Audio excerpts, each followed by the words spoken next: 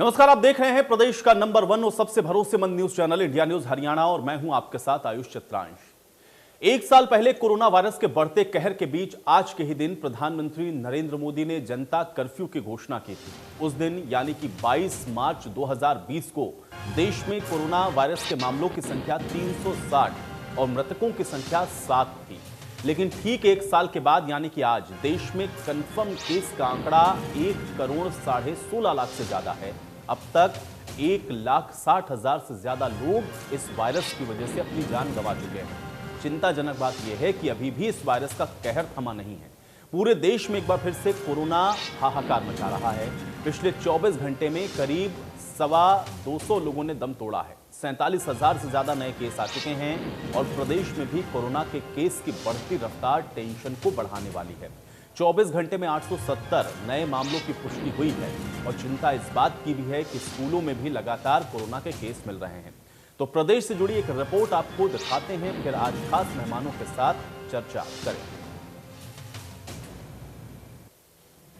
Corona ने बहुत सताया फिर रुलाया और एक बार फिर कोरोना डरा रहा है। पूरे देश में कोरोना ने एक बार फिर भयावह हालात बना दिए हैं। हर दिन अब कोरोना के करीब 50,000 केस सामने आ रहे हैं। केंद्रीय स्वास्थ्य मंत्रालय के ताजा आंकड़ों के मुताबिक देश में बीते 24 घंटे में कोरोना के करीब 47,000 नए मामले सामने आए। इस दौरान देश में 212 लोगों की कोरोना के कारण मौत भी हुई। देश में कोरोना के सक्रिय मामले 3.25 लाख के पार पहुंच चुके हैं। और अगर बात प्रदेश की करें तो कोरोना लगातार अपने पैर पसारता जा रहा है। फतेहाबाद के जाखल में राजकीय स्कूल की 16 छात्राओं की रिपोर्ट पॉजिटिव आने के बाद कुल संक्रमित छात्राओं की संख्या 28 हो चुकी है। इसके बाद स्वास्थ्य विभाग एक्शन में आया और अब स्वास्थ्य विभाग के निर्देशों के मुताबिक स्कूल को 2 दिन के लिए बंद कर दिया गया है। वहीं संक्रमित बच्चों के संपर्क में आने वाले सभी लोगों से मिलकर सैंपलिंग करवाई जा रही है। Senior secondary school girls Jakhal में हमने 330 बच्चों के सैंपल लिए। उसमें से 28 बच्चे पॉजिटिव आ चुके हैं और उसको हम सैनिटाइज स्कूल को करा के हम अगले आदेश तक उसको बंद रखेंगे।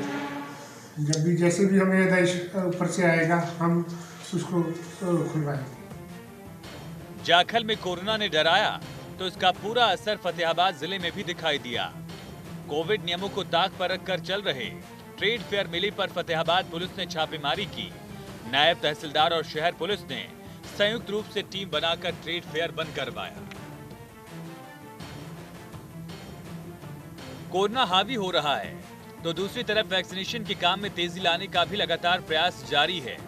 सोमवार मंगलवार को कोरोना टीकाकरण के लिए विशेष अभियान चलाया जा रहा है और जनप्रतिनिधि भी इस पर पूरी तरह से नजर बनाए हुए हैं।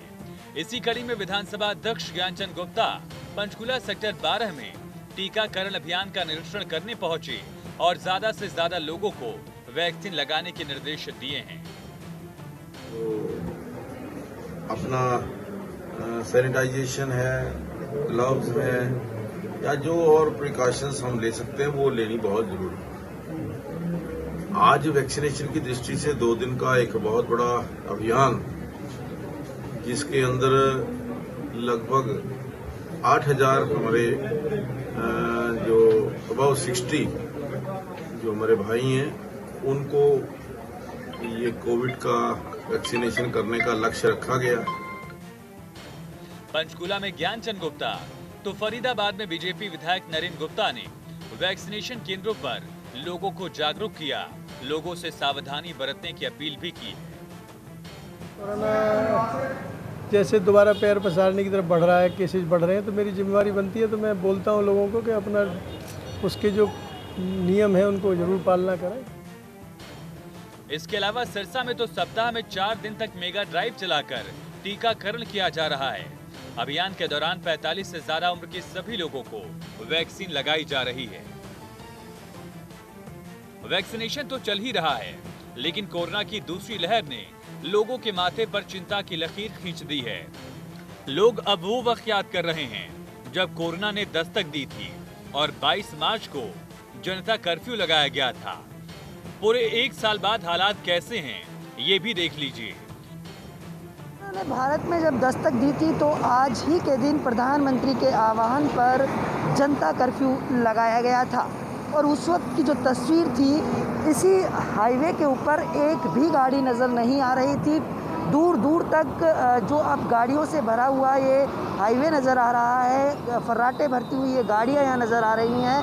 उस वक्त बिल्कुल खाली और सुनसान ये रोड नज़र आ रहा था, मानो तो क्रिकेट का ग्राउंड हो।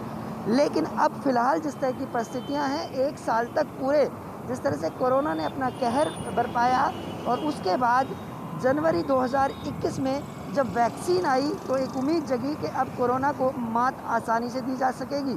लेकिन उसके बाद अब एक बार फिर कोरोना के बढ़ते हुए मामले कहीं ना कहीं चिंता बढ़ा रहे हैं।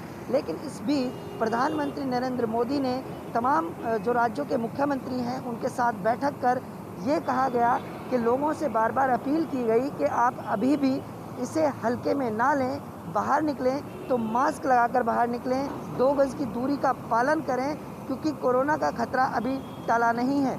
वहीं सभी मुख्यमंत्रियों को ये भी हिदायत दी कि प्रशासन की तरफ से सख्ताई ज़रूरी है। जाहिर है साल 2021 के मार्च ने एक बार फिर पिछले साल की मुसीबतों वाले मार्च की याद दिला दी है और अब महाराष्ट्र, पंजाब समेत कई राज्यों में कोरोना सबसे ज्यादा प्रभाव डाल रहा है। बड़े शहरों में लॉकडाउन का ऐलान हो चुका है, नाइट कर्फ्यू लगाए जा रहे हैं, लेकिन हरियाणा में इस तरह का अभी तक कोई कदम नहीं उठाया गया। स्कूल भी खोले जा रहे हैं, लेकिन हालात को देखते हुए जरूरत है कुछ कड़े कदम उठाने की ताकि एक बार फिर कोरोना को हराया जा सके। Bureau report, India news Haryana.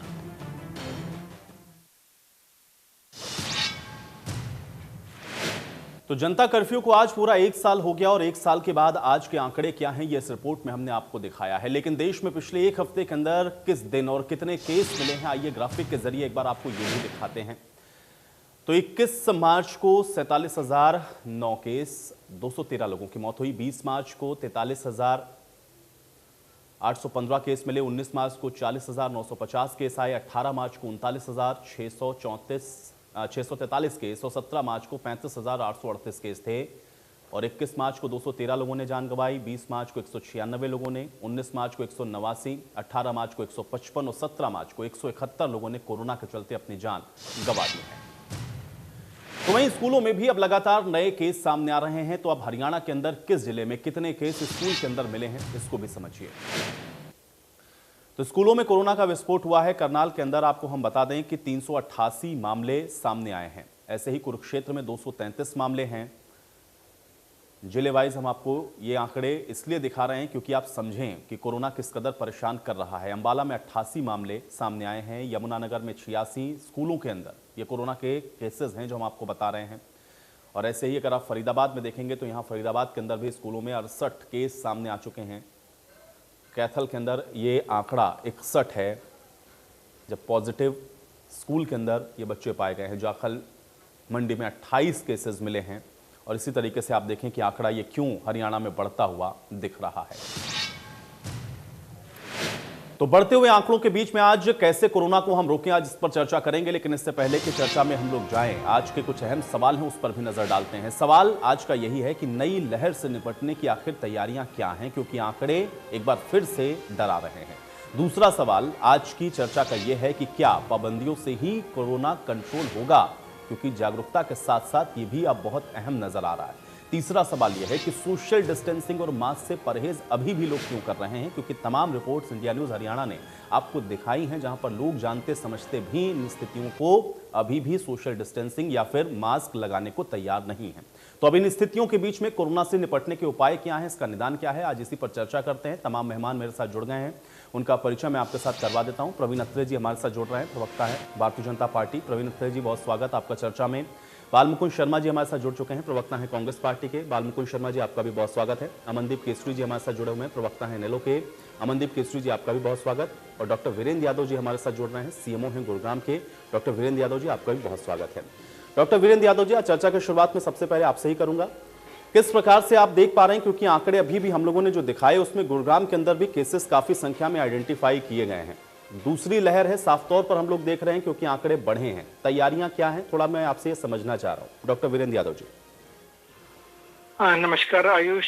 आप देख ही रहे होंगे पिछले अगर 15 दिनों की बात करें या मार्च 1 से ही हम बात करें तो केसेस न केवल प्रदेश में बल्कि पूरे देश में ही बढ़ रहे हैं। और गुड़गांव में भी जहां हम एक बार एक्टिव केसेस की अगर मैं बात करूं कि 200 से के आसपास हम आए थे, तो आज हमारे पास 973 केसेस हैं एक्टिव केसेस। और पिछले कुछ दिनों में जहां 70 या 80 यानी 70 से 80 के करीब केसेस आ रहे थे, तो पिछले 3 या 4 दिनों से मैं देख रहा हूँ इनकी संख्या 150 से 180 के बीच में हो गई है। आज शायद 121 केस ही हैं, लेकिन मैं ऑन एवरेज अगर कहूँ तो 150 के आसपास हमारे पास डेली न्यू केसेस आ रहे हैं।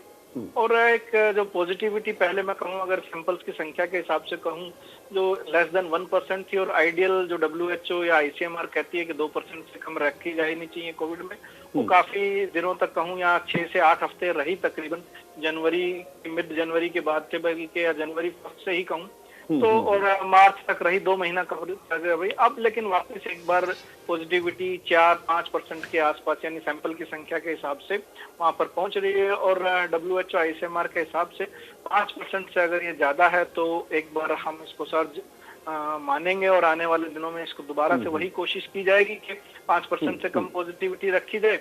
जहां तक तैयारी है, देखिए इससे पहले अगर मैं आपको कहूँ पिछला एक्सपीरियंस और अभी इस एक्सपीरियंस में काफी फर्क रहेगा। जी जी। एक तो उस वक्त इंफ्रास्ट्रक्चर और या लर्निंग कर्व, मैं पिछली बार भी आयुष अगर आपको याद हो तो बात कर रहा था, कोविड एक लर्निंग कर्व हमेशा से रहा है और आगे भी रहेगा, आने वाले टाइम में भी रहेगा। जी, जी।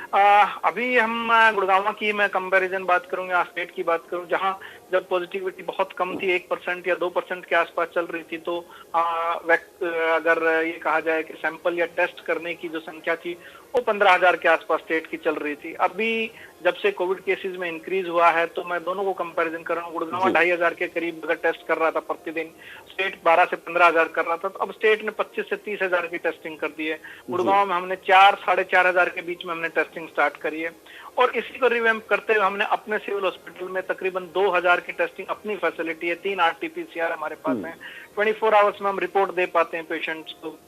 इसके अलावा खानपुर मेडिकल कॉलेज हमारे साथ अटैच है, उनकी भी 2,000 की टेस्टिंग कैपेसिटी है। हमने MOU साइन किया हुआ हरियाणा सरकार ने HMCL के माध्यम से 5 अगर मैं प्राइवेट लैब्स की कहूँ, इनकी तकरीबन 24 से 25,000 की कैपेसिटी है। और गुड़गांव में जैसा आपको मालूम है, न केवल हरियाणा बल्कि पूरे देश के लिए बहुत सारी लैब्स जो हैं वो टेस्ट की फैसिलिटी अवेलेबल कराती है, और तकरीबन उनकी 36,000 के करीब उनकी भी टेस्टिंग फैसिलिटी अवेलेबल है। तो अब टेस्टिंग वाला जो मैं कहूँ रिपोर्टिंग और इमीडिएटली अवेलेबिलिटी में ऐसा कोई इशू नहीं है। लेकिन जैसा आपने कहा कि केसेस शायद हम बहुत लापरवाह हो गए हों, और लास्ट टाइम जब हम बैठे थे या डिस्कशन हुआ था डॉक्टर वीरेंद्र यादव जी, मैं इसी सवाल पर आपसे आने वाला था, क्योंकि देखिए तैयारियां निस्संदेह, क्योंकि आप तो एक्सपीरियंस हो गया है, पूरा 1 साल हम लोगों ने इसी दौर के बीच में बिताया है और बहुत सारी इंफ्रास्ट्रक्चर वाली चीजें ऐसी हैं जो मौजूद हैं।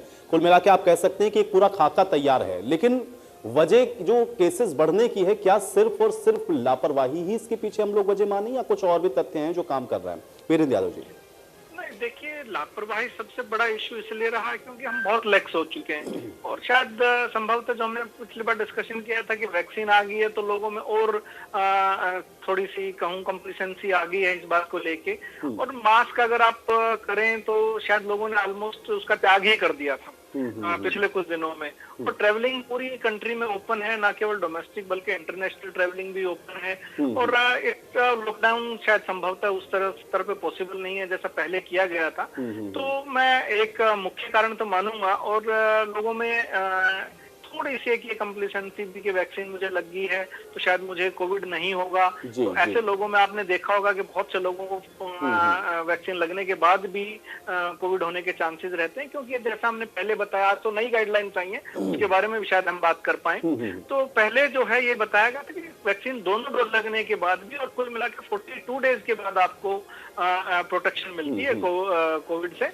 थोड़ा सा लोगों में डेफिनेटली मैं मानूंगा कि लापरवाही रही है, और ये एक मुख्य कारण रहा। और पहले भी जैसा कहा गया कि एक भी केस रहेगा उसी से मल्टीपल केसेस बनते हैं, और यही एक रीजन है कि हमें लापरवाही बंद करना पड़ेगा। और मुख्यमंत्री ने उस दिन वीसी भी जब की और यही कहा गया, और माननीय स्वास्थ्य मंत्री जी भी यानी गृह मंत्री भी थे, तब भी यही डिस्कशन हुआ था कि हमें स्ट्रिक्टनेस करनी पड़ेगी, मास्क चलान पे हमें ध्यान देना पड़ेगा, लोगों को मास्क पहनाना पड़ेगा। प्रवीण अत्रे जी, चूंकि पहले दिन से ही ये बात है, वैक्सीन आने के बाद भी प्रधानमंत्री ने इस बात को कहा कि ढिलाई बरतनी नहीं है, सावधानी अभी भी हमको वैसे ही रखनी है।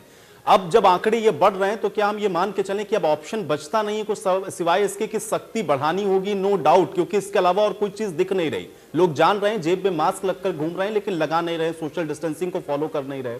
सख्ती के अलावा क्या ऑप्शन बचता है? प्रवीण अत्रे जी। आयुष, हालांकि डॉक्टर साहब ने मेरे ख्याल से डिटेल के अंदर इस विषय पे बता दिया कि लापरवाही जो है एक मुख्य कारण रहा। लेकिन जो बात आप कह रहे हैं, अभी 3 दिन पहले जब मुख्यमंत्री जी ने बाकायदा सभी जिला स्वास्थ्य अधिकारियों की जो बैठक ली थी, उसमें स्वास्थ्य मंत्री जी भी साथ थे, उसमें डायरेक्शन सरकार की तरफ से बाकायदा ये थी कि जो गाइडलाइंस हैं उनका जो पालन है वो बहुत सख्ताई से होना चाहिए। और पूरे हरियाणा में स्वास्थ्य विभाग और बड़ी तत्परता से इसके ऊपर काम कर रहा है। जिस तरह से सरकार ने जब कोविड का ये महामारी शुरू हुई थी विश्व में, हरियाणा प्रदेश में बाकायदा सरकार ने अपने दृढ़ संकल्प से और जनता के सहयोग से इस महामारी पे लगभग काबू पाया था। लेकिन कहीं ना कहीं जो लापरवाही है, जिस तरह से अभी वैक्सीनेशन की बात कर रहे थे डॉक्टर साहब, ये बात देखने में आती है कि लोग वैक्सीनेशन की पहली डोज लगने के बाद ये समझ लेते हैं कि now you are secured, but actual जो है, डॉक्टर साहब ने हालांकि बताया कि एंटीबॉडीज बनने में एक तो पहले दोनों डोज लगना चाहिए और दोनों डोज लगने के बाद भी एंटीबॉडीज बनने में टाइम लगता है। ये बात जानना जनता के लिए बहुत जरूरी है। हालांकि हरियाणा सरकार की तरफ से जिस तरह से जब ये कोविड की समस्या शुरू हुई, जिस वक्त ये कोरोना वायरस पूरी दुनिया में आया, उस वक्त का जो इंफ्रास्ट्रक्चर था, लेकिन आज का जो इंफ्रास्ट्रक्चर है, आज हरियाणा में इंफ्रास्ट्रक्चर पूरी तरह से तैयार है। हमारे पास हर वो सुविधा उपलब्ध है जिसकी इसमें जरूरत है। देखिए, हरियाणा सरकार वो सरकार है जिसने बाकायदा 11 सरकारी और सहायता प्राप्त जो मेडिकल कॉलेजेस थे, 40 हॉस्पिटल थे, उनको बाकायदा कोविड हॉस्पिटल में बदला। 35,000 टेस्ट प्रतिदिन इस सरकार ने कैपेसिटी बनाई हरियाणा के अंदर। वरना आयुष, हालात शुरुआत में ये थे कि अगर सैंपल भेजना है तो वो पूना भेजना होता था, जहां पे बाकायदा टेस्ट होता था। बट सरकार ने अपनी कोशिशों से कंप्लीट इंफ्रास्ट्रक्चर तैयार किया। लेकिन कहीं ना कहीं हमें इस बात को समझना पड़ेगा कि इस महामारी से बचने के लिए जो गाइडलाइंस है, जिस तरह से मास्क पहनना, डिस्टेंसिंग रखना, उसको स्ट्रिक्टली फॉलो करना बहुत जरूरी है।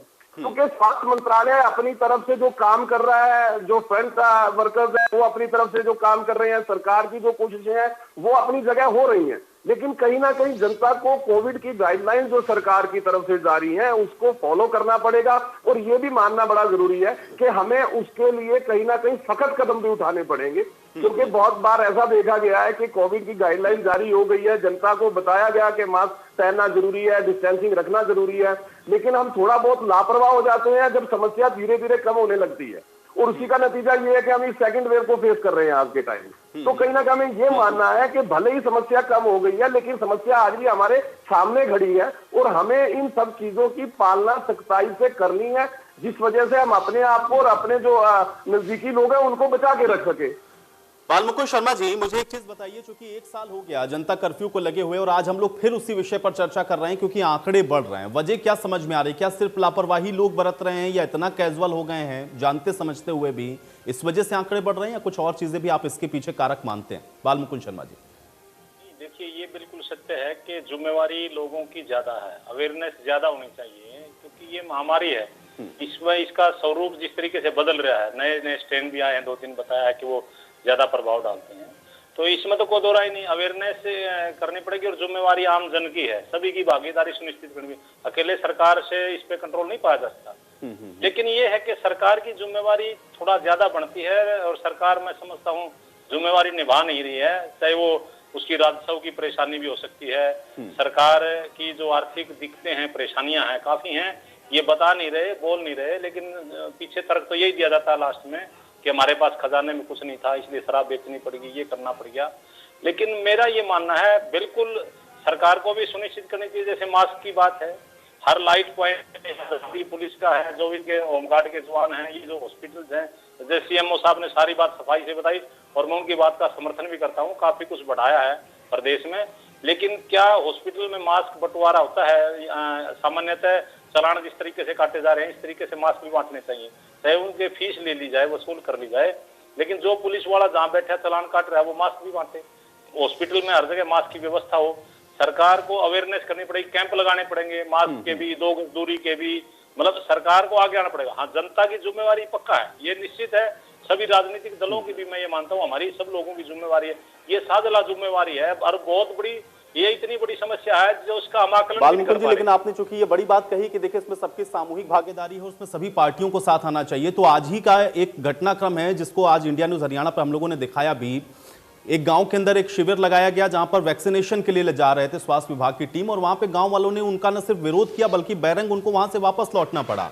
अब अगर ये मिथ है या इस तरीके की अफवाहें ग्रामीण स्तर तक हैं, तो उसमें आप लोगों की भागीदारी कहां है और किस तरीके से अवेयर करेंगे? क्योंकि लोगों की जिम्मेदारी सामूहिक रूप से अगर आप कहते हैं तो उसमें आपकी भी जिम्मेदारी होती है।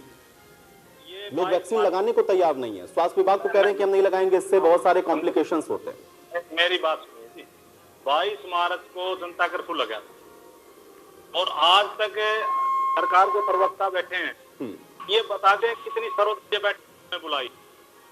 दूसरी लहर हम तो, मैं खुद सदस्य हूँ कांग्रेस की तरफ, एक 3 सदस्य हमारी कमेटी थी, श्री राम गुर्जर और रॉय शर्मा, मैं वहाँ कमेटी मेंबर था, और हम इतनी मदद इस तरीके के साथ सरकार, हम खुद 40 लाख और दोबारा क्या है हमारी 14 कर इसके बीच में सर्वदलीय बैठक बुलाई सरकार के, तो तभी तो कोई सहायता, कोई तरीका है। सरकार हर सर्वदलीय बैठक चलिए, लेकिन बाल मुकुंद जी, मुझे लगता है अवेयरनेस के लिए आपको सरकार के साथ की जरूरत नहीं है, आप लोग का खुद का संगठन है। अगर आप लोग चाहें या आपके नेता लोग भी अपील करें, कम से कम ग्रामीण क्षेत्रों के परिवेश के अंदर भी अगर कहें कि नहीं भाई लगवा लें वैक्सीन, तो मुझे लगता है उसमें सरकार की भागीदारी की आप लोगों को तो कम से कम आवश्यकता नहीं है। लेकिन फिर भी आप ये बात करें, प्रवीण जी से मैं इसका जवाब ले लूंगा।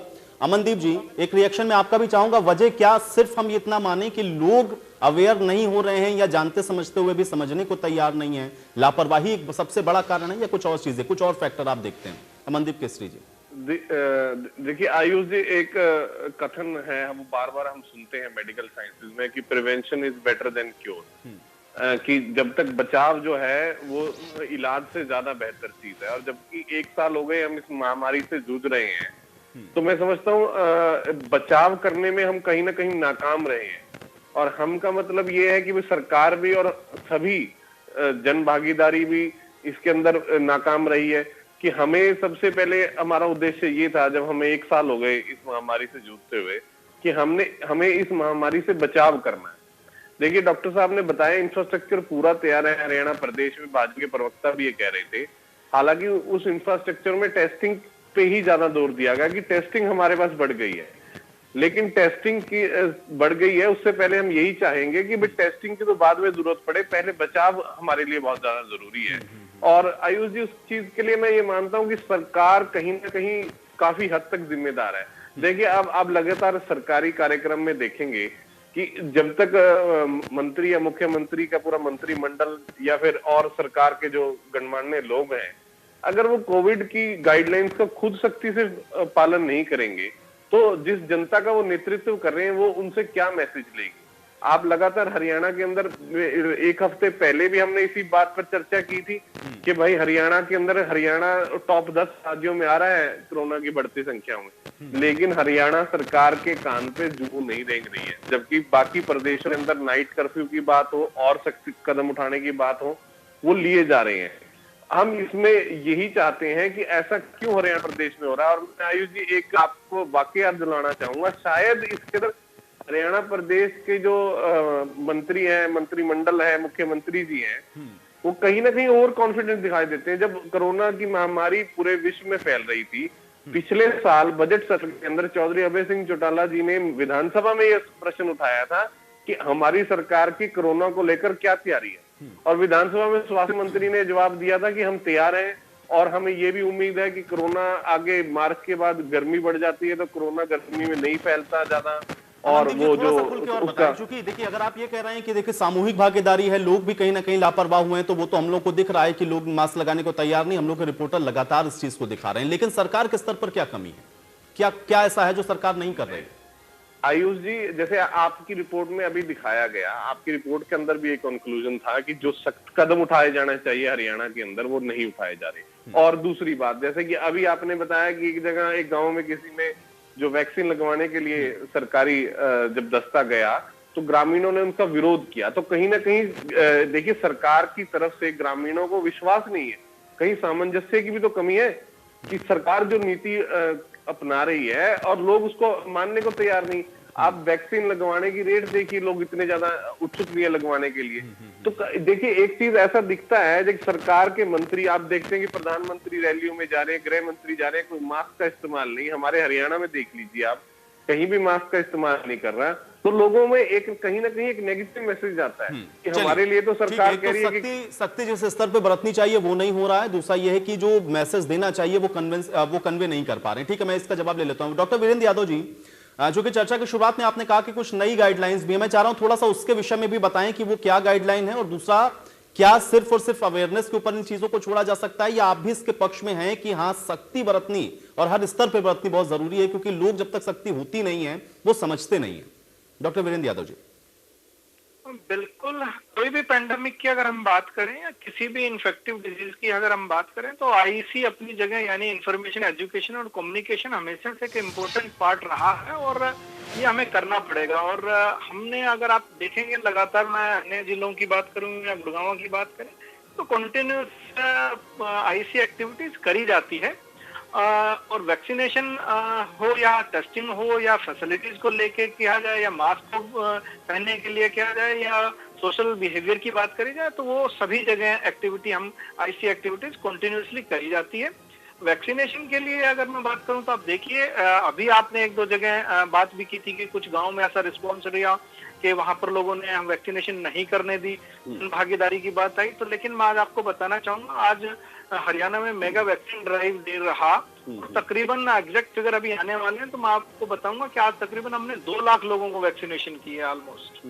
तो ऐसा नहीं है। और मैं गुड़गांव की बात करूं तो हमने आज 25,000 लोगों को वैक्सीनेशन की है और 21,000 गवर्नमेंट सेटअप में हमने वैक्सीनेशन मुझे कोई एतराज नहीं, मेगा ड्राइव भी चल रहा है, प्रयास हो रहे हैं, उससे मुझे कोई एतराज नहीं है। आपने चूंकि कहा कि अगर एक शख्स भी रह जाएगा तो फिर हम चेन घूमकर हो सकता है वो ब्रेक हो जाए और वहीं पर आ जाएं। एक गांव के अंदर अगर इसका विरोध होने लगे तो वहां भी तो ये मैसेज पहुंचना जरूरी है ना। और पूरा गांव इतना विरोध कर रहा था कि वो स्वास्थ्य विभाग की टीम को वहां से वापस लौटना पड़ गया। वही मैं कहा हूं, ये हमारी जिम्मेवारी है कि हमें उनको इन्फॉर्मेशन और एजुकेशन देनी पड़ेगी, उनको समझाना पड़ेगा कि वैक्सीन का कोई साइड इफेक्ट नहीं है या वैक्सीन क्यों जरूरी है। और जैसा मैं कहता हूँ, देखिए एक सिस्टम है, जैसे अगर मैं बात करूं किसी भी वैक्सीनेशन की बात करूं, हर्ड इम्यूनिटी की एक कॉन्सेप्ट रहता है किसी भी पेंडेमिक में, इन्फेक्टिव डिजीज में। मीजल्स का एक एग्जांपल लिया जाता है तो उसमें कहा जाता है कि 95% को वैक्सीनेशन हो जाए या उनको एंटीबॉडी बन जाए तो एक हर्ड इम्यूनिटी डेवलप हो जाती है। शायद कोविड में अभी हमें आइडिया नहीं है कि 70% या 80% ये कहा जाता है किसी भी कम्युनिटी में अगर हर्ड इम्यूनिटी या इतने लोग वैक्सीनेट हो जाएं तो संभवतः अगर कोविड का जो है संक्रमण रुक जाएगा। तो हमें लोगों को ये समझाना पड़ेगा कि ये क्यों आवश्यक है। जैसे अभी अमनदीप जी ने भी कहा, prevention is better than cure always. तो हमें लोगों को दोनों तरह से समझाना पड़ेगा और बताना पड़ेगा।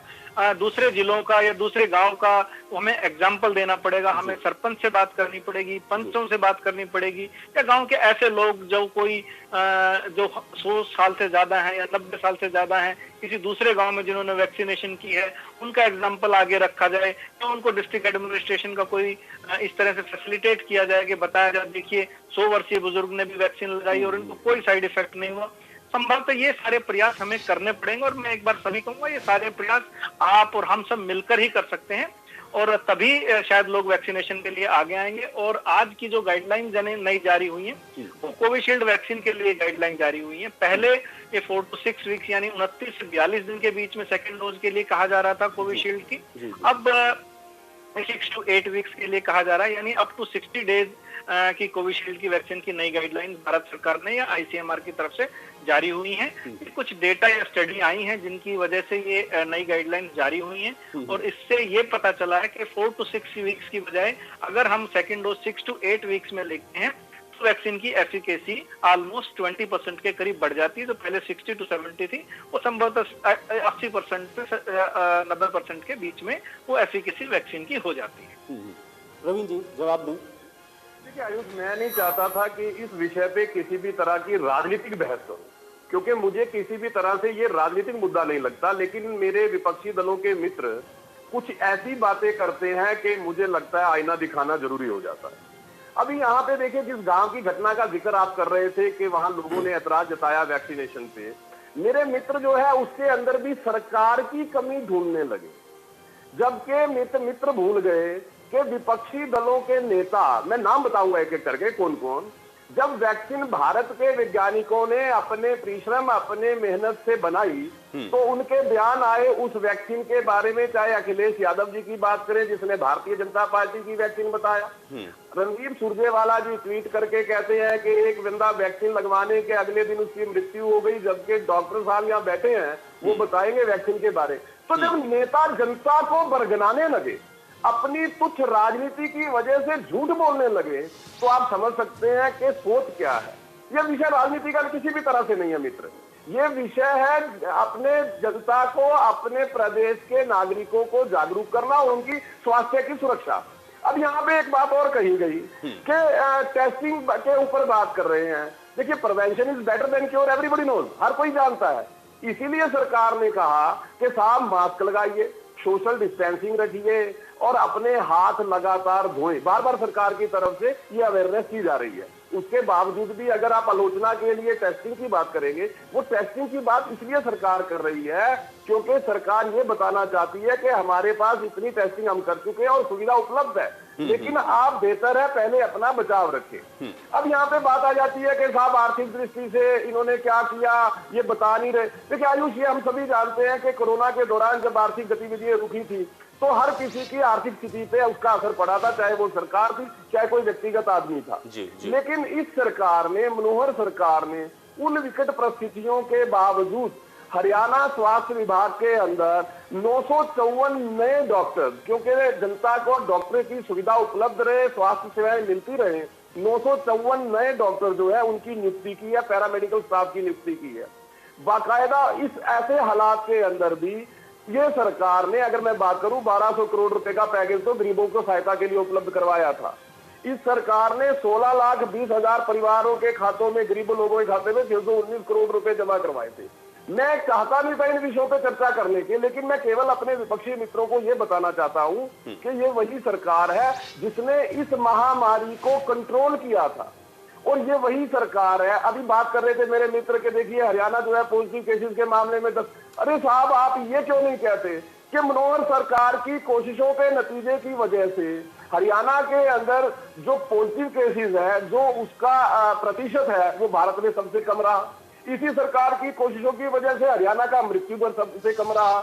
इसी सरकार के स्वास्थ्य कर्मियों की कोशिशों की वजह से जो स्वस्थ लोग हैं उनका जो प्रतिशत है वो देश में सबसे ज्यादा रहा। आप उन बातों की चर्चा क्यों नहीं करते? आपका कर्तव्य बनता। देखिए यहाँ पे एक बात और कही थी कि साहब इनसे पूछिए कि इन्होंने सर्वदलीय बैठक कब बुलाई थी, जब बंद के बाद। मुझे हैरानी होती है कि देश के प्रधानमंत्री समय समय पर पूरे देश के राज्यों के मुख्यमंत्रियों से इस विषय पे बात करते, मंत्रणा करते रहे। और अभी भी कुछ समय पहले प्रधानमंत्री जी ने सभी मुख्यमंत्री की मीटिंग ली और वहां पे सरकार क्या कर रही है वो डायरेक्शन भी जारी की। सर्वदलीय बैठक बुलाने का औचित्य क्या है? आप एक राजनीतिक दल है, जितना कर्तव्य हमारा है जनता के प्रति सरकार होने के नाते, उससे कुछ कम कर्तव्य तो आपका भी सार्वजनिक जीवन में बने रहने की वजह से होगा। आप ये बताएं कि आपकी पार्टी ने इस महामारी के दौरान जनता के लिए क्या किया।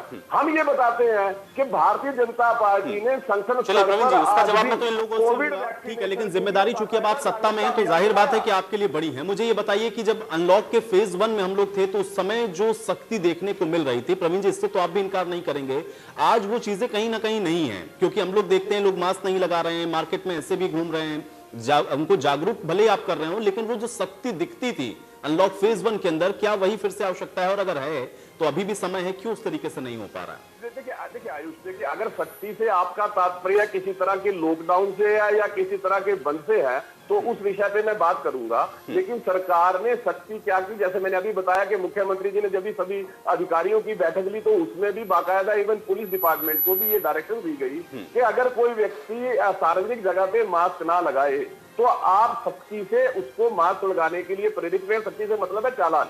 लेकिन जहां तक लॉकडाउन का विषय है आयुष, हमें समझना पड़ेगा, जब ये महामारी पूरे विश्व में फैली थी उस वक्त हमारे पास वो इंफ्रास्ट्रक्चर नहीं था, पहली बात। दूसरा, डॉक्टर साहब यहाँ बैठे हैं कि इस वायरस के बारे में पूरी जानकारी नहीं थी। इस वायरस का नेचर कैसा है, ये म्यूटेट कैसे हो रहा है, कितनी बार म्यूटेट हो रहा है, ये सारी चीजें हमारे पास नहीं थी। सरकार ने बाकायदा ठीक है, लेकिन प्रवीण जी कुछ चीजों पर तो हम लोग कंट्रोल कर सकते हैं। एक तो नाइट कर्फ्यू बहुत सारे हम लोगों ने स्टेट में देखा कि वहां पर इस चीज को इंप्लीमेंट किया जा रहा है, एग्जीक्यूट वो लोग कर रहे हैं। दूसरा ये है कि हरियाणा के अंदर स्पेसिफिकली स्कूल के अंदर बहुत केसेस मिले हैं, उनको लेकर के क्या नई रणनीति है, क्योंकि वहां से भी कोरोना के बहुत सारे हम लोगों ने देखा पॉजिटिव केसेस आए। प्रवीण जी, देखिए ऐसा है, आज ही मुख्यमंत्री जी ने बाकायदा कहा है कि 31 मार्च तक हम इसकी स्टडी करेंगे, इसको देखेंगे, उसके बाद उस परिस्थितियों के हिसाब से कदम उठाए जाएंगे। 31 मार्च तक तो सरकार ने जो गाइडलाइन जारी की हैं, जो डायरेक्शंस जो है स्थानीय प्रशासन को दिए हैं, जो सख्ती बरतने के निर्देश दिए हैं, उनका पालन होगा। 31 मार्च को रिव्यू किया जाएगा, उसके बाद अगला निर्णय लिया जाएगा। बालमुकुंद शर्मा जी, देखिए ये मनोहर सरकार की जैसे बात करें, सरकार मनोहर और दुष्यंत की है ये, तो इसलिए तो इन लोगों की ये बनना चाहिए कि जो जिम्मेवारी है उसको पूरी करें। बार बार गुणगान करने की बात नहीं है ये। और रही जहाँ तक विपक्षी बात है, मैं तो आपके माध्यम से अभी कहता हूँ कि हमारी पूरी जिम्मेवारी है और हम पूरी शिद्दत से जिम्मेवारी निभा रहे हैं और निभाते रहेंगे। और आपको भी मैं मुबारकबाद देता हूँ कि इस विषय को इतनी संजीदगी से आप उठाते हैं, और आपके माध्यम से हम तो जनता से निवेदन करते हैं, और हमने जितना हमारे से बन पाया मास्क वितरण हम कांग्रेस पार्टी ने बहुत ज्यादा किया, आगे भी करेंगे। हम कैंप लगाएंगे, और कोई रणदीप सिंह सुरजेवाला और कुमारी शैलजा जी ने घर घर जाकर के डॉक्टरों को किट दी हैं, जो कोरोना काल में इलाज करे थे डॉक्टर, उसको किट तो कांग्रेस पार्टी ने उपलब्ध कराए हैं। ये तो ऑन रिकॉर्ड है। जो भी हमारी जिम्मेवारी है, वो जो भी जिम्मेवारी हमारी है वो हमने राजनीति माननी पड़ेगा। दूसरे प्रवक्ता को समय का ध्यान रखिए। एक बात मैं बताता हूँ आपको, जो है हम उसको सीधा काम मत चलाइए। और वो हमारा जो एक राजनीतिक दल होना, ना केवल राजनीतिक दल है, हम तो बहुत समय शासन में रहे हैं, जो हमारा अनुभव है उसका भी पूरा दुर्भाग्य है कि आप लंबे समय शासन में रहे हैं। ये तो दुर्भाग्य है देश का। आप यहाँ पे पीपी किट बनाने का इंतजाम नहीं कर सके, लंबे समय से आप रहे हैं। आप यहाँ पे बाकायदा इस तरह का इंफ्रास्ट्रक्चर स्वास्थ्य के मामले में तैयार नहीं कर पाए। आप पर्याप्त डॉक्टर नहीं दे पाए इस प्रदेश को, पर्याप्त मेडिकल कॉलेज नहीं दे पाए इस प्रदेश को, पर्याप्त अस्पताल नहीं दे पाए इस प्रदेश को, वेंटिलेटर नहीं दे पाए अस्पतालों में। आपने लंबे समय तक राज किया, ये तो दुर्भाग्य है इस प्रदेश का। मनोहर सरकार ने आते ही इस इंफ्रास्ट्रक्चर को तैयार किया, क्यों नहीं कर पाया? थोड़ा सा आपकी ऑडियो मुझ तक स्पष्ट नहीं आ रही, थोड़ा माइक अगर आप पास लगा करके बोले तो मुझे लग रहा है कुछ बात आपकी स्पष्ट हो सके। बालमुकुंद जी, मैं ये कहना चाह रहा हूँ, बिल्कुल आप ठीक कह रहे हैं। हमारी जो जिम्मेवारी बनती है उससे हम निर्वहन करेंगे, और ये बिल्कुल जिम्मेवारी बनती है जब तक ये महामारी खत्म नहीं हो जाती। न केवल राजनीतिक दल पे हमारी जिम्मेवारी बनती है, हर इंसान की जिम्मेवारी बनती है, एक एक व्यक्ति की जिम्मेवारी बनती है। ये सबको मिलके साधनी लड़ाई लड़नी है। अगर सब मिलके नहीं लड़ेंगे तो इस पे पार नहीं पाया जा सकता, जीता नहीं जा सकता जंग से। ये बहुत बड़ी जंग है। मैं अब आप ये देखिए, जो दुनिया के विकसित देश हैं उनका बहुत बुरा हाल हो गया। इटली जैसे देश जिसका मेडिकल इंफ्रास्ट्रक्चर हमारे से बहुत आगे है, हमें ये सेखी बगाने की जरूरत नहीं है। मेडिकल इंफ्रास्ट्रक्चर ये तो रूटीन विषय है, सरकारों में बदलाव रहता है। कोई सरकार ये अमेरिका है, इंग्लैंड है, इंग्लैंड में बहुत बुरा, ये तो सब क्या ये आपकी जिम्मेवारी नहीं बनती थी? अगर आप ये दम भरते हैं कि आपने लंबे समय तक शासन किया है, तो इस जिम्मेवारी से क्यों भाग रहे हैं? इस सरकार ने आके वो व्यवस्था की है। आज हालात ये है कि कोविड की वैक्सीन जो है उसके लिए जिस कोल्ड चेन की जरूरत थी वो कोल्ड चेन में सरकार को तैयार किया, आप तो कोल्ड चेन नहीं बना पाए। क्या बात कर रहे हैं? ये दम मत भरिए, ये दुर्भाग्य इस प्रदेश का। आप अपना काम करिए, सरकार की जिम्मेवारी। चलिए ठीक है। अमनदीप केसरी जी, एक रिएक्शन आपका भी, क्योंकि प्रवीण जी बराबर बता रहे हैं कि देखिए उनके स्तर से जो प्रयास होने चाहिए वो किए जा रहे हैं, और अभी 31 मार्च तक का इंतजार है। उसके बाद अगर और लगता है कि लोग अभी भी मानने को तैयार नहीं है तो कुछ और विषय पर भी हो सकता है कि सख्ती बरती जाए। देखिए आयुष जी, इस गंभीर विषय पर मैं नहीं चाहता कि मैं इस राजनीतिक वाद विवाद में पड़ूं। मैं तो परमात्मा से, और हमारी जिम्मेवारी पार्टी है बड़ी जिम्मेदाराना हरियाणा प्रदेश में। अगर हरियाणा प्रदेश की सरकार इस महामारी से लोगों का पीछा छुड़वा दे तो हम खुद उनको सम्मानित करेंगे। प्रवीण अत्रे जी देखिए इस बात को लेकर समझ नहीं पा रहे। आपका भी ये सवाल उनसे था। प्रवीण अत्रे जी कह रहे हैं कि सरकार लोगों को समझा रही है कि गाइडलाइन फॉलो करिए, तो हम भी उनको बता रहे हैं कि सर सरकार को मैं किसी को समझाने जा रहा हूँ और मैं खुद फॉलो नहीं कर रहा हूँ। सरकार जो है वो हरियाणा सरकार है, वो इस समय राज कर रही है, वो प्रदेश के राजा हैं, उनके मंत्री हैं, उनके मंत्रीगण हैं, वो फॉलो नहीं कर रहे हैं। लोगों को क्या एग्जाम्पल मिलेगा? लोगों के वो प्रतिनिधि कर रहे हैं, वो खुद नहीं गाइडलाइंस फॉलो कर रहे। पहला तो ये क्वेश्चन था, और हम उनको सलाह दे रहे हैं कि भैया आप लोग फॉलो करिए, तभी लोगों के अंदर कॉन्फिडेंस आएगा आपको देख के कि नहीं भाई सच में कोई ये बहुत गंभीर बीमारी है। जब मंत्री जी फॉलो कर रहे हैं, अब लोग देखते हैं कि मंत्री जी तो कुछ फॉलो नहीं कर रहे, वो तो धड़ल्ले से धज्जियां उड़ा रहे हैं, तो सच में कोई बीमारी नहीं होगी ये। तो इस तरह का दूसरी बात, ये घटना जैसे गांव की हुई, उसके अंदर भी सवाल ये था कि भाई आपकी जो सरकार का सामंजस्य, लोग क्यों नहीं विश्वास करना चाहते? आपने बता दिया कि विपक्षी नेताओं ने कुछ जो है अफवाहें फैला दी, दुष्भाव रख के, अपने मन में द्वेष रख के, लेकिन लोग आपकी बात का भी तो यकीन नहीं कर रहे। उनकी क्यों कर रहे हैं, उन जैसे आदमियों की? तो ये हमारे सुझाव है सरकार को कि आप अपने आचरण में भी थोड़ा बदलाव करें, हम चाहते हैं। और ये गंभीर महामारी ऐसी है कि ऐसा नहीं है कि ये सरकार के लोगों को या विपक्ष के लोगों को होगी, ये सबके लिए बराबर है। ये तो पूरे सबके ऊपर महामारी की बात है। और ये गंभीर विषय, मनदीप जी, और हम लोग लगातार पिछले 1 साल से यही बात समझा रहे हैं, लोग समझ जाएं, अवेयर हो जाएं, तो मुझे लगता है कि आराम से निपट सकते हैं इससे। वीरेंद्र जी, डॉक्टर वीरेंद्र यादव जी, बिल्कुल एक फाइनल रिएक्शन, कुछ एक डॉक्टर होने के नाते मैं चाहूंगा थोड़ी सी अपील आप जरूर करें, क्योंकि इम्पैक्ट ज्यादा होता है आप लोगों की बात का। बिल्कुल चित्रांश, एक बार फिर यही 2-3 चीजें एक साथ कहूंगा मैं। सबसे पहले तो देखिए, सोशल बिहेवियर जो कोविड बिहेवियर है उसको अपनाना पड़ेगा, बार बार जिक्र किया जा चुका है। वही 3 चीजें दोहराने वाली बात है, मास्क पहनना, सोशल डिस्टेंसिंग करना और सैनिटाइजेशन, ये तो आवश्यक है। और अपने परिवार में किसी को भी अगर है तो उसको क्वारंटाइन या आइसोलेट करना और पूरी परिवार का टेस्ट करवाना, और टेस्ट करवाते वक्त सच्चाई बरतना, यानी अपने टेस्ट की जो है रिपोर्ट्स का अगर आपको कहा जा रहा है वेट करने के लिए, तो आप क्वारंटाइन रहें, आइसोलेट रहें, क्योंकि आप इधर उधर घूमेंगे तो आप अपने परिवार को, अपने समाज को, प्रदेश को, सभी को मुसीबत में डालेंगे। तो टेस्ट की रिपोर्ट का वेट करिए, और अगर आप पॉजिटिव आते हैं तो अपने फैमिली से आइसोलेट होकर बाकी फैमिली का भी टेस्ट करवाएं, ये आवश्यक है। दूसरी चीज जो बार बार आज एक जिक्र उठ रहा है वैक्सीनेशन को लेके, हमने आपको बताया कि वैक्सीन पूरी तरह से सुरक्षित है। आप चाहे कोविशील्ड लगवाएं, चाहे कोवैक्सीन लगवाएं, और जैसा कि अब कोविशील्ड की नई गाइडलाइंस आई हैं, तो इसकी भी एफिकेसी, कोवैक्सीन और कोविशील्ड की दोनों की एफिकेसी मोर देन 80% से ज्यादा, ऑलमोस्ट 90% के करीब है। और साइड इफेक्ट्स, कोई गंभीर साइड इफेक्ट कभी नोट नहीं किया गया। तो लोगों से आह्वान रहेगा कि आगे आए और वैक्सीन लगवाएं, क्योंकि इसको रोकने का एक ही तरीका है, कोविड को रोकने का, या तो हम सारी पॉपुलेशन को, 70% पॉपुलेशन को या 80% पॉपुलेशन को वैक्सीनेट कर दें, जो कि भारत देश में संभवतः एक लंबा वक्त लगेगा क्योंकि जनसंख्या की अधिकता को देखते हुए। दूसरा तरीका ये है कि हम सोशल जो बिहेवियर या कोविड बिहेवियर है उसको हम अपनाएं, ताकि संक्रमण को रोका जा सके। चलिए वीरेंद्र जी, आपकी इसी बात के साथ मैं चर्चा यहीं समाप्त करूंगा। आप सभी का बहुत शुक्रिया समय निकालने के लिए, चर्चा का हिस्सा बनने के लिए। तो हालांकि कोरोना के आंकड़े डरा जरूर रहे हैं, लेकिन आपको पालन उन्हीं सारी बातों का करना है जिसका आप लोग इससे पहले भी करते रहे, और उसी से आप इस कोविड-19 की महामारी से मुक्ति पा सकते हैं। आज की इस चर्चा में मेरे साथ फिलहाल इतना ही।